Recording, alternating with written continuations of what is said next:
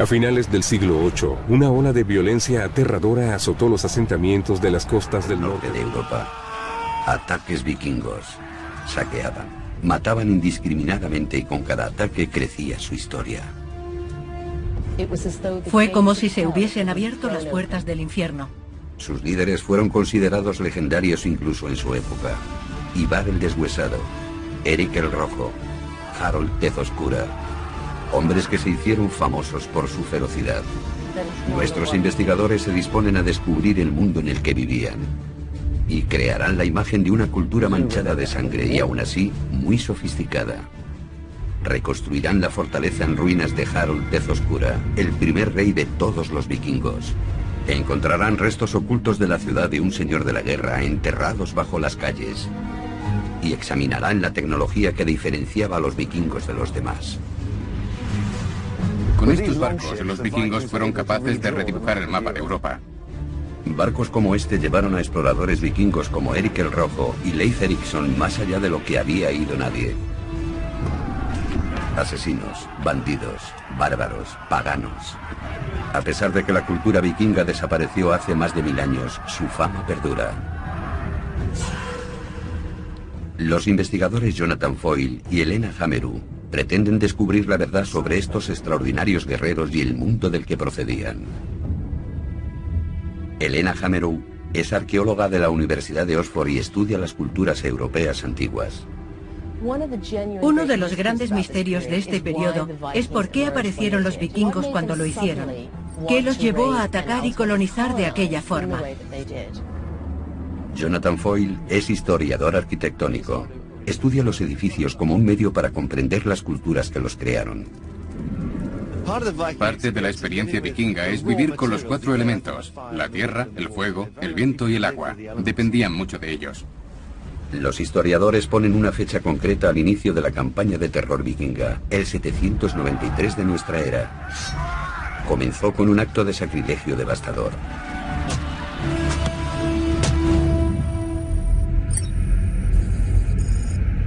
Jonathan ha viajado hasta Lindisfarne, en la costa noreste de Inglaterra. Aquí se alzaba un monasterio que en su época fue uno de los más sagrados y conocidos de la cristiandad. Tenemos la imagen de los vikingos como piratas salvajes sedientos de sangre. Y esa mala fama nació aquí, en Lindisfarne. Lo que hicieron los vikingos aquí se supo rápidamente por toda Europa. Richard Oram lo explica. Este fue el primer ataque contra un núcleo importante. Aquí se desató el infierno por primera vez y psicológicamente fue lo que llevó a la gente a creer que llegaba el apocalipsis. El ataque fue por sorpresa. La primera vez que se supo de los vikingos fue cuando sus barcos aparecieron en el horizonte. Y para los monjes del monasterio, la mera idea de que su santuario fuese atacado era impensable. Pero como Jonathan ha descubierto, está claro que los vikingos sabían exactamente lo que hacían. ¿Qué querían los vikingos? El botín.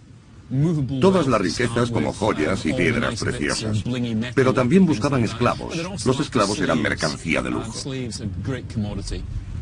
El monasterio era famoso por sus reliquias y tesoros. Su única protección era la fe. La creencia de que nadie profanaría un lugar sagrado. No tenían defensas, era un monasterio. ¿Pero tenían una muralla o algo que rodeara al monasterio? ¿Algo así? Sí, tenían un muro que rodeaba el monasterio y que diferenciaba el espacio sagrado del interior del mundo exterior. Pero era simplemente una línea de demarcación. Subiendo al punto más alto de la isla, Jonathan y Richard intentan crear una imagen de la comunidad que los vikingos se propusieron destruir. ¿Qué vieron los vikingos cuando llegaron hace más de 1000 años? Nada parecido a esto. No había ninguno de los edificios en piedra que ahora vemos. Esto era una comunidad monástica. Pero donde ahora está la parroquia y la iglesia prioral, se encontraban los edificios que saquearon los vikingos. Solo que en vez de ser de piedra, eran de madera. Este es el aspecto que debían tener las construcciones de Lindisfarne aquel día del 793. A pesar de ser un modelo de sencillez cristiana, estos modestos edificios albergaban un gran tesoro, convirtiéndolos en el blanco perfecto para los vikingos. Este lugar estaba mal defendido y hecho de material inflamable, por lo que a los vikingos no debió costarles mucho arrasar a los 3 o 4 barcos cargados de hombres armados con hachas. Por supuesto que no. No había nada que les opusiera resistencia, y si su intención era destruirlo, podían borrarlo fácilmente de la faz de la tierra. Los ataques vikingos eran rápidos. Se aproximaban a gran velocidad, atacaban, mataban, saqueaban y quemaban. Lindisfarne fue incendiado y así nació el modelo de ataque vikingo. El monje Alcuino, que se encontraba en la corte del emperador, en Europa, escribe cartas de condolencia. Llega a sus oídos el terrible suceso ocurrido aquí y lo describe en sus escritos, quedando registrado para la posteridad como el gran suceso. ¿Y qué pensaban de esos extranjeros rubios que les causaban tantos problemas? Debían estar aterrorizados. Los consideraban las hordas del anticristo. Se trataba de una fuerza pagana que asesinaba a hombres de Dios. Eran bárbaros, despiadados y estaban sedientos de sangre. El ataque de Lindisfarne fue el primero de muchos. Pero, ¿de dónde procedían los vikingos? ¿A dónde regresaban con sus botines? La arqueóloga Helena Hammerud se encuentra en la capital de Suecia, Estocolmo, tras la pista de las reliquias cristianas robadas de Lindisfarne y otros lugares. Quiere conocer la tierra natal de los vikingos y la cultura que produjo tal ferocidad. En el Museo Nacional se reúne con el director Ken Anderson para ver los botines con sus propios ojos. Aquí tenemos muchos objetos, algunos son árabes, otros del oeste de Europa. ¿Cómo llegaron a Suecia? Tenemos objetos singulares que proceden de contextos muy especiales, como iglesias o monasterios, lo que nos lleva a pensar que fueron robados. Este objeto es único y probablemente sea el resultado de un saqueo. Se parece sospechosamente a la punta de un báculo episcopal. Sí, lo es. Así que debemos suponer que un pobre obispo irlandés fue atacado y despojado de su báculo. Sí, como una especie de souvenir. Este símbolo sagrado de autoridad episcopal contrasta con muchos de los otros descubrimientos. Entre las posesiones más preciadas del museo se encuentran numerosas espadas. La más prestigiosa es la hoja de una espada larga que podía valer hasta 16 vacas lecheras. Un guerrero con espada era un hombre de gran estatus. En los almacenes del museo, Ken muestra a Helena unos restos arqueológicos mucho más desconcertantes, pruebas de sacrificios de animales y también humanos. Esto es parte de un cráneo y de esqueletos de una tumba con 3 cuerpos, 2 de ellos decapitados. Debió tratarse de un sacrificio humano. ¿Cómo sabemos que fueron sacrificados? Por los huesos. ¿Hay marcas de corte en las vértebras? Dios mío, el sacrificio humano debía ser una práctica bastante impactante para los cristianos antiguos.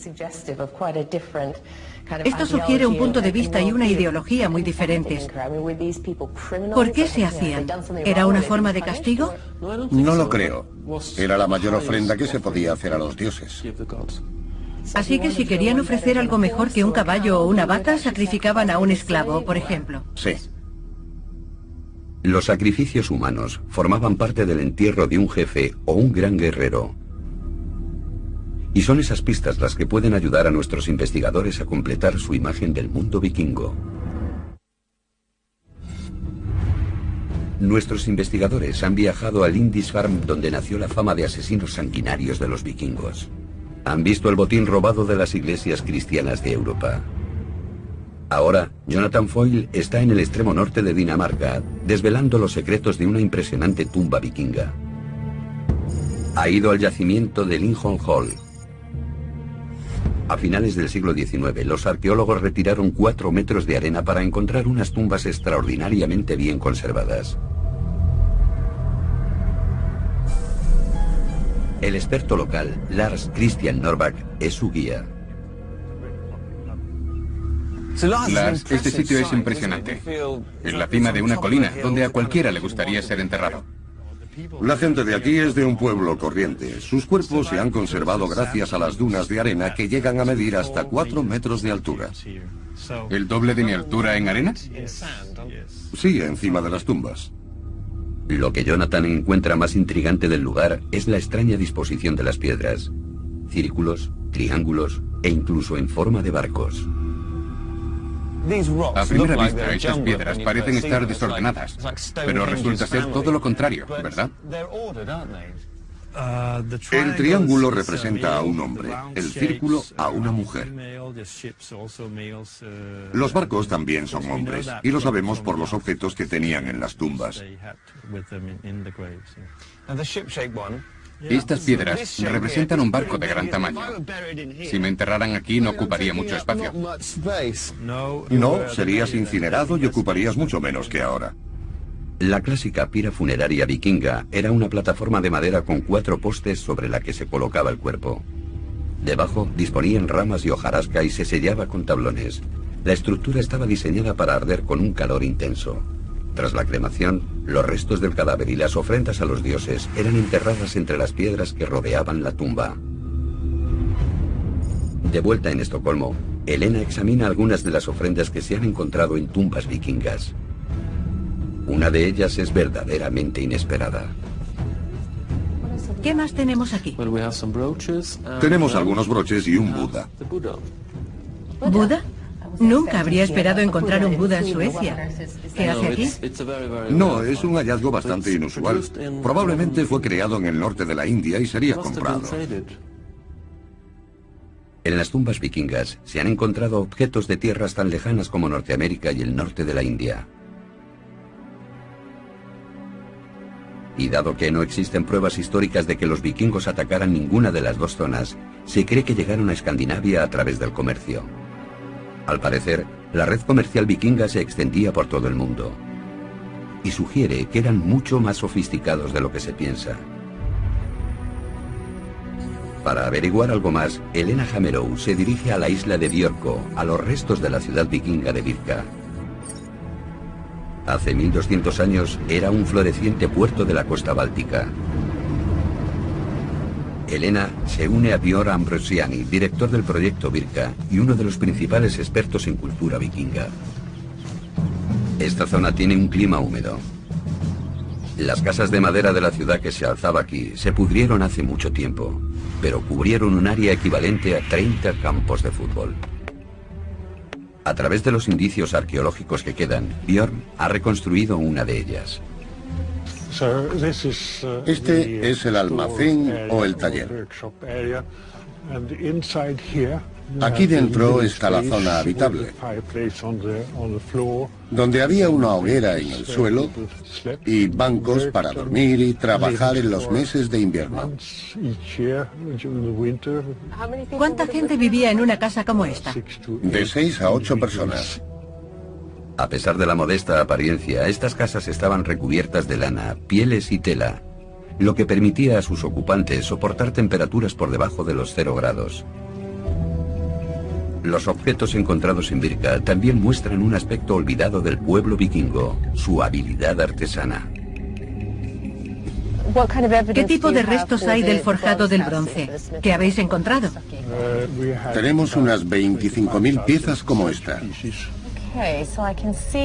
Aquí tenemos un trozo de arcilla con dibujos que probablemente se utilizó para hacer 1 o 2 bonitos broches de bronce para la ropa de una mujer. El número de moldes de bronces y objetos encontrados en Birka sugieren que la joyería no solo se hacía para uso local, sino que se comerciaba con ella. Las rutas comerciales desde Birka pasaban por el este a Rusia y Europa. Incluso llegaban hasta Oriente Próximo, India y China. Birka era un centro internacional. La prosperidad de la gente de Birka conllevaba algunos problemas. Obviamente necesitaban defenderse. Aquí hay 2 grandes terraplenes con un espacio en medio. ¿Qué es? Son las murallas de la ciudad. Y esta es una de las puertas sobre la que había una empalizada de madera. Aún quedan restos. Formaba parte de las defensas de la ciudad. Rodeaban un área de 450.000 metros cuadrados y su mera existencia apunta a la mayor equivocación que existe hoy sobre la cultura vikinga. ya que las murallas de Birka se construyeron para impedir la entrada a los que sus habitantes llamaban vikingos. Birka estaba muy bien defendida. ¿Sí? ¿Pero por qué necesitaban los vikingos defenderse de otros vikingos? Esta no es una ciudad vikinga, es de la época vikinga. Los vikingos son piratas del mar que atacaban las ciudades costeras. El nombre vikingo se ha asociado a toda una civilización, pero ese nombre solo se aplica a los actos de unos pocos. Hacer el vikingo significaba asaltar. Así que no debemos considerar vikingos a los habitantes de Birka, que eran comerciantes y gente pacífica. Los vikingos eran su élite militar, piratas parecidos a los mafiosos. Así es. Como el centro comercial más próspero e importante de Escandinavia, Birka estaba bien defendida y permaneció segura durante 200 años. Rechazó ataque tras ataque. Su declive llegó lentamente, el nivel del mar bajó y el puerto se hizo innavegable. Los barcos que la habían convertido en un gran centro comercial ya no podían llegar hasta ella. Birka fue abandonada. Nuestros investigadores están en Escandinavia en busca del mundo perdido de los vikingos. Han visitado la ciudad comercial de Birka y han descubierto que los verdaderos vikingos eran bandas de asaltantes parecidas a la mafia, que solo eran un pequeño porcentaje de la población escandinava. Las acciones de unos pocos definieron la forma en que la historia recordaría a toda una población. Ahora, nuestros investigadores examinan la tecnología que hizo posible la era vikinga, el drakkar o barco vikingo. Estas naves revolucionarias llevaron a los exploradores vikingos más al este de lo que cualquier otro europeo hubiese llegado antes. Cerca de su tierra eran armas de muerte y destrucción.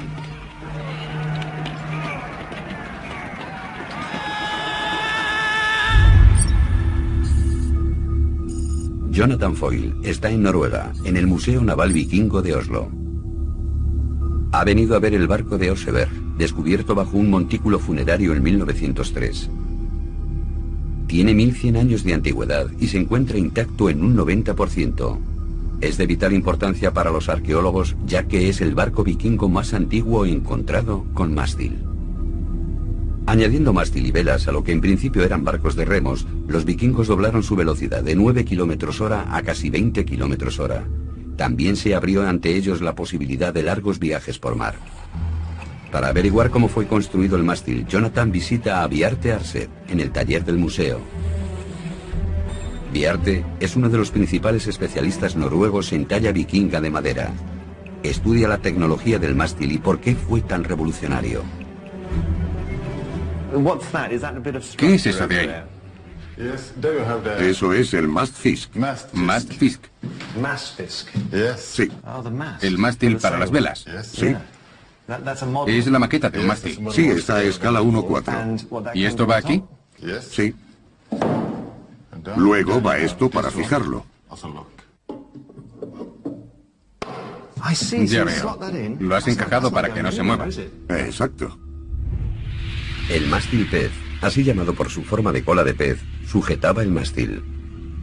Su propósito era ayudar a distribuir el empuje del viento uniformemente a lo largo del barco. Eso evitaba que el mástil se partiera con vientos fuertes. El hecho de que fuera extraíble permitía a los barcos vikingos pasar bajo los puentes y otros obstáculos que impedían el paso a las naves de mástil fijo. Pero pilotar estos barcos requería una gran habilidad. En el Oseberg, Knut Pase, experto en drakkar vikingos, nos lo explica. ¿A qué altura del casco se encontraba el nivel del agua? Extiende el brazo formando un ángulo de 90 grados. Aproximadamente hasta ahí. Así que si la embarcación se escoraba más de 9 grados se hundía. Solo permitía un mínimo margen de balanceo. Incluso después de 1100 años, se puede apreciar la habilidad del constructor. Está increíblemente bien conservado y el hierro no se oxida. ¿Estos remaches son los originales? Sí. Los remaches son de una mezcla natural de minerales de hierro que no se oxida. Pero obviamente el material más importante era la madera del casco. Está hecho íntegramente de roble. ¿Cuántos árboles se necesitan para un barco de este tamaño? Unos 80. 80 árboles. Una gran inversión, ¿no es así? Sí, debió ser muy caro. ¿Y cuántos había en cada flota? Existen fuentes escritas que indican que entre 50 y 100 barcos. 80 por fin. Son 8.000 árboles. Eso es deforestación. Utilizando robles que tardan hasta 150 años en crecer, los barcos vikingos cambiaron el paisaje local y la navegación para siempre. Hay mucho aire vikingo en estos barcos. Casi se les puede imaginar en alta mar. Pero cuando se ve de cerca un barco vikingo de hace más de 1000 años, se siente un profundo respeto por su industria, ingenio y determinación. La habilidad y determinación de los calafates resulta evidente en el Museo de Roskilde, Dinamarca. Elena ha venido para averiguar cómo el diseño revolucionario de los drakkar vikingos cambió su mundo. Está con Ture Mule, un carpintero de ribera que los construye usando la técnica y los métodos vikingos. ¿Las herramientas que usa se parecen a las que utilizaban los vikingos? Intentamos trabajar con herramientas lo más parecidas a las encontradas en las excavaciones. A veces no conseguimos todas las herramientas de las que encontramos marcas en los barcos. ¿Se conoce el sistema de medidas utilizado en la época de los vikingos? No, existen muchas teorías, pero en la construcción de barcos la repiten una y otra vez. Así que se basaban en ciertos parámetros. ¿Cuánto tiempo se tarda en construir un barco como este en el que estás trabajando? Lo hemos hecho 5 hombres en 4 años y medio. Probablemente ellos empleaban a más hombres. Un equipo más grande. Sí. Cada barco requería un gran despliegue de hombres y recursos. En el museo hay varios barcos vikingos descubiertos en el fiordo local en la década de 1960. Nos permiten conocer más aspectos del diseño que define a su cultura. Junto con Anton Ingler, director del museo, Elena examina un corte transversal de un barco de la época vikinga. La culminación de esta tradición naval fueron los drakkar. Décadas de experimentación y experiencia dieron lugar a un diseño casi perfecto. Así que esto es un verdadero drakkar vikingo utilizado para hacer cumplir la ley. Sí, un gran buque de guerra escandinavo. Todos los barcos vikingos, incluyendo los buques de guerra, comparten características claves. En primer lugar, la quilla y las cuadernas eran fijadas a los postes de proa y popa y a sus postes. Costillas reforzadas soportaban una cubierta en cuyo centro se alzaba el mástil pez. Las tablas del forro, llamadas tracas, se traslapaban verticalmente y se unían con remaches. Con solo 3,5 metros de ancho, este barco medía 30 metros de eslora. En la fase final se añadían escudos, remos, timón, mástil, jarcias y vela. El buque de guerra transportaba entre 70 y 80 vikingos, 60 de los cuales remaban a la vez. Su poco calado le permitía llegar hasta casi cualquier parte. Este barco tenía un calado inferior a 1 metro, lo que le permitía navegar por cualquier río europeo. Eran barcos increíblemente flexibles, en el sentido de que se podían surcar océanos con ellos, costear e incluso navegar tierra adentro. Podrían considerarse buques anfibios. Esta flexibilidad era clave para su éxito y permitía a los vikingos atacar desde los ríos ciudades apartadas de la costa. Elena quería saber cómo era la vida a bordo. Anton le muestra una de las réplicas construidas. Me he fijado en que no parece contar con muchas comodidades. Hay muy poco espacio y nada de privacidad para los 60, 70 u 80 hombres que iban a bordo. ¿Qué hay de la comida y la bebida? ¿Dónde almacenaban las provisiones?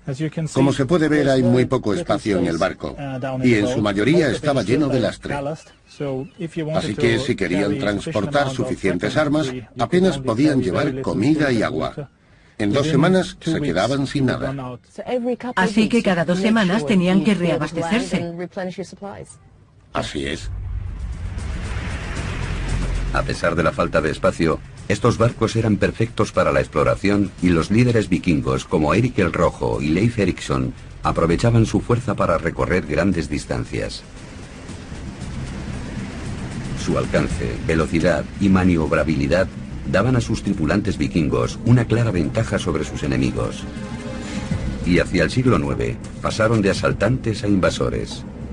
En el 866, Ivar el Deshuesado llevó a su ejército hasta Inglaterra, donde su sed de sangre y su crueldad se hicieron legendarias. Nuestros investigadores han explorado la ciudad vikinga de Birka, que prosperó gracias a las rutas comerciales del Báltico, y han comprobado cómo el diseño de los barcos vikingos les dio ventaja sobre el resto de Europa. Ahora, Jonathan Foyle se encuentra en las Islas Británicas, donde los asaltantes se convirtieron en invasores y colonos. Este cambio radical difundiría el modo de vida vikingo por toda Europa. En el año 865, el caudillo Ivar el Deshuesado hizo avanzar a sus hombres. Su objetivo era York, la rica capital de Northumbria, un reino al noreste de Inglaterra.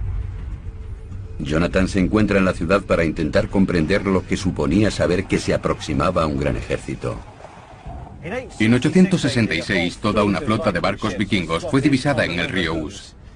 Regresaban 70 años después de su primer ataque a Lindisfarne, porque las reglas del juego habían cambiado. La flota no había venido solo a arrasar la ciudad, había venido a conquistarla. La carnicería fue despiadada. York fue arrasada y conquistada, y muchos de sus habitantes fueron asesinados en sus calles, pero la crueldad no acabó aquí. Ila era uno de los reyes rivales de Northumbria, y su capital era York. Por supuesto, se opuso a la conquista de Ivar el Deshuesado, y se cree que fue torturado mediante un método que consistía en abrir la caja torácica para extraer sus órganos y exponer sus costillas como si fueran las sangrientas alas de un águila. ¿Qué tipo de mensaje transmitía ese acto a la gente de York? Que era mejor no oponerse a los vikingos. Ivar llamó a su nueva conquista Jorvik. Situada en la confluencia de dos ríos y con acceso a las rutas comerciales de las Islas Británicas y Europa, los vikingos consideraron York un gran premio y dejaron su huella aquí. Jonathan quiere explorar los restos vikingos que sobreviven en la ciudad moderna. La York moderna conserva muchos de los nombres que los vikingos dieron a sus calles hace 1000 años. Está Nessgate, la calle del Cabo, que hace referencia a la geografía de la ciudad en aquella época. Micklegate, la calle grande, que resalta el tamaño de las vías que tenían. Coppergate, el lugar donde se hacían las copas. Así que desde su geografía a su industria, la York vikinga sigue viva en la ciudad actual. Fue bajo la actual calle de Coppergate donde los arqueólogos hicieron un descubrimiento extraordinario. Sorprendentemente conservado en el húmedo suelo, descubrieron los restos de 8 casas de la era vikinga que datan del siglo X. Jonathan se encuentra en el centro Jorvik, construido alrededor de dichos restos. Aquí, el arqueólogo Richard Hall explica su importancia. Richard, de repente pasáis de no contar con ninguna casa vikinga a 8 de golpe. Sí, es muy emocionante. Y lo más importante es que están muy bien conservadas. No se conoce nada parecido. Los arqueólogos solían encontrar restos de edificios, pero lo que tenemos aquí son construcciones casi completas. En algunos sitios incluso alcanzan los 2 metros de altura. Las maderas conservadas en el suelo nos dan una pista de cómo se construyeron los edificios. Primero, se excavaba un sótano de unos 2 metros de profundidad y se forraba con tablas de roble. A continuación, se instalaban en el suelo, a intervalos regulares, unos soportes verticales de roble. Estos sostenían las vigas que conformaban la primera parte de la estructura superior. Pero Richard, no veo juntas ni estacas. ¿Cómo se unían?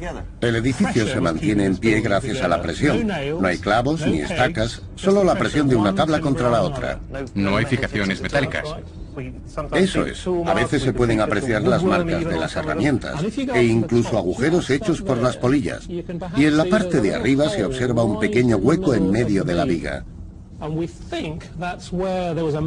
Creemos que había otra viga similar al otro lado, y entre las dos soportaban el peso de la planta superior. Es una construcción muy inteligente y sencilla. Esta planta subterránea era ingeniosa. Requería menos materiales de construcción y añadía fuerza a la estructura. Desde la plataforma del suelo se alzaban soportes de roble y al final se añadían las paredes de tablas y el tejado de paja. A partir de los restos de las casas, podemos revelar el aspecto que debía tener Coppergate durante el periodo vikingo. Las casas estaban distribuidas a lo largo de la calle y bajo ellas, los sótanos convertidos en talleres suministraban los productos necesarios de esta próspera ciudad y centro comercial. El singular entorno húmedo de Coppergate también ha revelado miles de objetos. Cada uno es una ventana abierta al mundo de los vikingos. Richard, estas son las estrellas de la colección. Estos objetos representan algunas de las cosas más extraordinarias. Por ejemplo, este zapato de la época vikinga. Está muy bien confeccionado. ¿Estas son marcas de los pies del individuo que lo llevó? Se pueden ver los callos y los juanetes que tenía. Esto parece el mango de un bastón. En realidad, cuando uno come, esto es lo que sale por el otro lado. Son cosas extrañas que los arqueólogos coleccionan. Pero esto nos da información sobre lo que comían. Así es como conocemos la dieta vikinga. Encontramos cuencos de madera como este en Coppergate. Comían en ellos. Eran maestros de la madera, ¿no es así? Esto está hecho de asta. Era el plástico de la época vikinga. No desperdiciaban nada. No, utilizaban sus materias primas de todas las formas posibles y las aprovechaban al máximo. Jonathan ha visitado tierras escandinavas para crear una imagen del mundo perdido de los vikingos.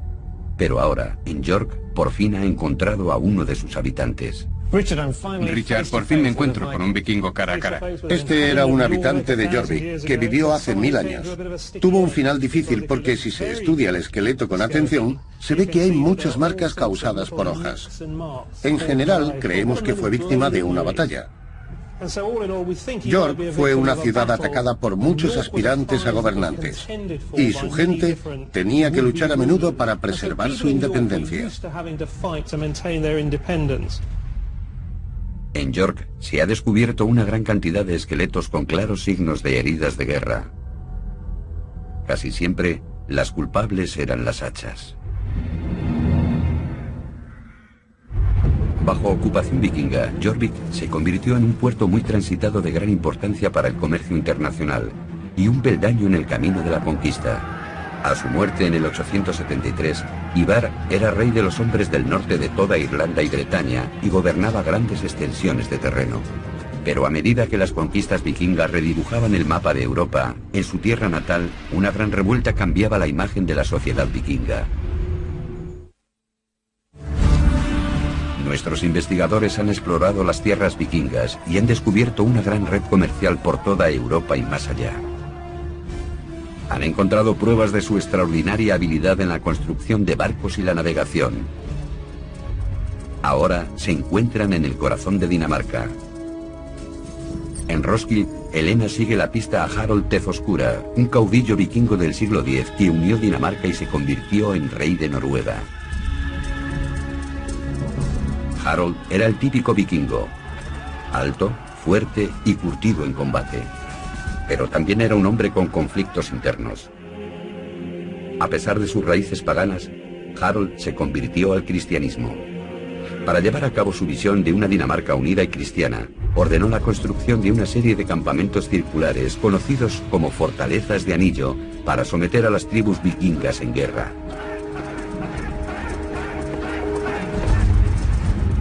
Construidos con precisión geométrica, los arqueólogos ya han identificado 4 de estos lugares. Helena ha visitado uno de ellos en Trelleborg para intentar averiguar cómo fueron construidos. Con ella se encuentra Mads Ternue, un experto en la construcción de estas fortalezas de anillo. La construcción se inició en 975. Todo esto formaba parte de una enorme movilización militar que tuvo lugar en Dinamarca. Así que, a pesar de que Harold nunca dijo por qué construyó estas fortalezas, nos da una idea de qué lo llevó a hacerlo. Exacto. ¿Vamos a echar un vistazo? Adelante. Suben a uno de los terraplenes para ver mejor todo el emplazamiento. ¿Sobre los terraplenes había una valla de madera? Sí, en la parte superior del terraplén había un camino para rodear la fortaleza con facilidad. Y encima de las puertas había puentes, por lo que las tropas podían desplazarse rápidamente por todo el lugar en una batalla. Ahora podemos recrear el aspecto que debía tener esta impresionante fortificación vista desde el exterior. Rodeada por una empalizada de roble de casi 7 metros de altura, estaba protegida por guerreros de élite del rey. Se cree que aquí vivían entre 400 y 500 guerreros con sus familias. Así que acabó siendo no solo una base militar, sino una especie de sociedad. Las fortalezas de anillo servían como centros regionales de control, lugares en los que se recogían los impuestos y símbolos de poder de Harold. Al parecer, había granjeros que suministraban comida a los soldados. Se cree que el rey y sus hombres viajaban de un bastión a otro, y cuando se quedaban sin provisiones, se marchaban al siguiente. Así que el rey viajaba por sus tierras, literalmente agotando sus tributos. Exactamente. Construir estas fortalezas suponía un gran desgaste de recursos. Solo Trelleborg debió requerir cientos de trabajadores, unos 9.000 robles y más de 6 años de construcción. Supuso una gran cantidad de mano de obra. Debía haber al menos 1.000 personas trabajando aquí. La muralla era un anillo de 135 metros de diámetro y 7 de alto, y estaba rodeada por un foso de 4 metros de profundidad lleno de estacas afiladas. Sobre él se alzaba una empalizada y un camino de ronda. Había 4 entradas y convergían en el centro, creando un atrevido símbolo arquitectónico que representaba el cristianismo de Harold, una cruz gigantesca. Solo una persona podía verlo, Dios desde el cielo. En la fortaleza gemela de Firkat, Jonathan Foyle investiga lo que suponía vivir en uno de estos grandes emplazamientos. Me encuentro en la fortaleza de anillo de Firkat, idéntica a la de Trelleborg. Tiene el mismo terraplén circular con entradas en los 4 puntos cardinales. Es como si lo hubieran hecho con un cortapastas gigantesco. Jonathan intenta descubrir qué pueden decirnos estas construcciones y los objetos encontrados en ellas sobre el mundo perdido de Harold. Con él se encuentra la experta en vikingos, Else Rosedal. ¿Habéis podido deducir a partir de los objetos la dimensión humana de estos edificios y cómo se utilizaban? La uniformidad del diseño sugiere que su uso era puramente militar. Pero a través de la distribución de los objetos encontrados, sabemos que, a pesar de que todas las casas tenían la misma disposición, sus funciones eran muy distintas. Hay unas extrañas estructuras que aparecían en una situación política muy concreta, y no existe nada parecido en todo el mundo. A partir de los descubrimientos de Firkat, los arqueólogos han podido reconstruir el aspecto de las casas que una vez ocuparon estas fortalezas. 30 metros de longitud por 8 de anchura y rodeadas por más de 50 postes de carga inclinados, eran el centro neurálgico de la vida en la fortaleza. Mediante la reconstrucción de una de esas casas en Firkat, los arqueólogos han averiguado que su construcción requería tanto esfuerzo y experiencia como los barcos vikingos. Pero aún quedan cuestiones sin resolver sobre los motivos de su diseño singular. Estoy curioseando sobre este mundo vikingo y me siento sobrecogido por estos maderos que forman una especie de tienda. Solo se puede ver madera u oscuridad. Está hecha de roble sólido. Todos los postes están clavados al suelo. Dominaban todas las artes relacionadas con la madera, como sabemos por sus barcos. ¿Por qué está curvada la pared? Existen varias teorías, y una de ellas es que intenta imitar un barco, pero no es probable que sea por eso. Podría ser para dejar más espacio alrededor del fuego. Dentro, Jonathan se hace una idea de cómo era la vida en estas grandes salas. No sé si es cosa mía, pero yo me acercaría al fuego todo lo posible. ¿Refleja eso su uso pasado?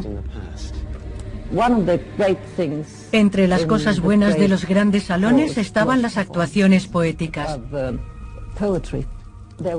También había acróbatas y cosas así. Reconstruyendo la fortaleza como debía ser durante el reinado de Harold Tezoscura, podemos ver que Firkat era una construcción monumental diseñada para la guerra. Pero también era el centro neurálgico de los obreros y la sociedad vikinga en tiempos de paz. Aún así, las fortalezas no duraron mucho y apenas sobrevivieron al hombre que ordenó su construcción. Los vikingos rebeldes paganos, dirigidos por su propio hijo, se alzaron contra Harold y asediaron su fortaleza sagrada. Su hijo, Sven Forkbeard, inició una revuelta y fue asesinado. Después de aquello, el nuevo régimen no quería tener nada que ver con estas fortalezas y fueron abandonadas. Así que en realidad son fracasos, pero unos fracasos espléndidos. Eres la última persona a la que esperaba oír decir que esto es un fracaso, con lo que lo quieres. Los descubrimientos de Jonathan en Firkat revelan no solo una imagen de la vida dentro de estas fortificaciones, sino también del mundo vikingo a medida que pasó de las tribus paganas a los reinos cristianos. En solo 2 siglos y medio, la civilización vikinga recorrió un largo camino. Tuvieron un gran éxito, primero atacando y luego colonizando el norte del Atlántico. Este éxito llevó a los descendientes de Harold a gobernar un imperio que incluía a Inglaterra, Noruega y Dinamarca, hasta conquistar y asentarse por toda Europa y más allá. Nuestros investigadores han descubierto que la influencia vikinga comenzó con la violencia de partidas de asalto y se vio reforzada por el comercio, que fue posible gracias a su habilidad y dominio del mar. Siguiendo las pistas que dejaron, han descubierto que el mundo vikingo no ha desaparecido. Su capacidad para adaptarse y evolucionar hizo que se amoldaran a una cultura más versátil y nueva. La suya fue una civilización en constante cambio, impulsada por tecnologías revolucionarias, regida por la riqueza y durante 300 años por la expansión de un imperio que sigue siendo visible en muchas ciudades actuales. Este ha sido el mundo perdido de los vikingos.